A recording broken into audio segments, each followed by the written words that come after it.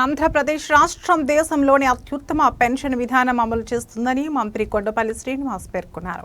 Srikakulam rural మండలం పాత్రునివలస గ్రామంలో జరిగిన ఎన్టీఆర్ భరోసా పెన్షన్ల పంపిణీ కార్యక్రమంలో ఆయన జిల్లా కలెక్టర్ స్వప్నిల్ దినకర్ పున్కర్, ఎమ్మెల్యే గొండు శంకర్లతో కలిసి పాల్గొన్నారు.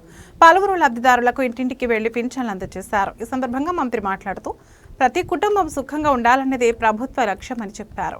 వృద్ధులు, దివ్యాంగులు, వితంతువులు, చేనేత కార్మికులు, అనారోగ్యంతో బాధపడుతున్న వారికి నెల నెలా పింఛన్లు అందిస్తూ ఎన్డీఏ ప్రభుత్వం గొప్ప సేవలు అందిస్తోందని పేర్కొన్నారు.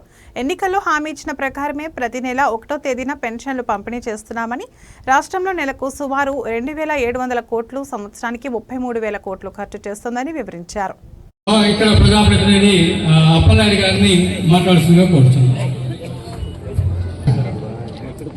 మన గ్రామానికి విచ్చేసినటువంటి మన ఇన్ఛార్జ్ మంత్రివర్యులు శ్రీ కొండపల్లి శ్రీనివాస్ గారికి, అలాగే జిల్లా కలెక్టర్ గారికి, మన ఎమ్మెల్యే శంకర్ గారికి, వేదికను అలంకరించి పింఛన్దారులు అందరికీ పేరు పేరుగా ఉదయపూర్వ నమస్కారాలు తెలియజేస్తా ఉన్నాను.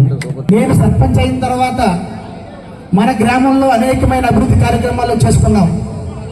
ముఖ్యమైన పనులు చాలా ఊర్లో కాలువలు కానీ, ఈ రోడ్డు, ఈ పెద్ద కాలువ, ఆ బిల్డింగు, పంచాయతీ బిల్డింగు, అడవికి వెళ్ళే రోడ్డు, ఇప్పుడు శంకరన్న ఎమ్మెల్యే అయిన తర్వాత మనం తారు రోడ్డు వేసుకోగలిగాం.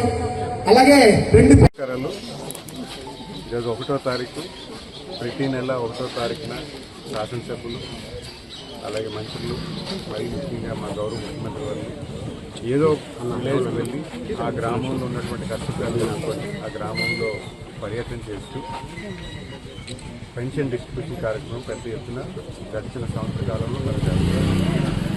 ఈ సంవత్సర కాలంలో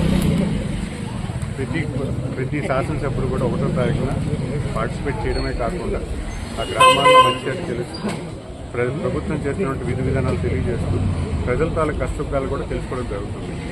మరి ఈరోజు గౌరవ ముఖ్యమంత్రి వారు కడప జిల్లాలో పర్యటన చేస్తున్నారు. ఈరోజు నేను ఇక్కడ శ్రీకాకుళం జిల్లాలో ఇక్కడ రావడం జరిగింది. ఇక్కడ మొదటగా ఈ 1వ తారీఖున సుమారు 1,09,500 మంది హౌస్ పెన్షన్స్ ఇవ్వడం జరిగింది.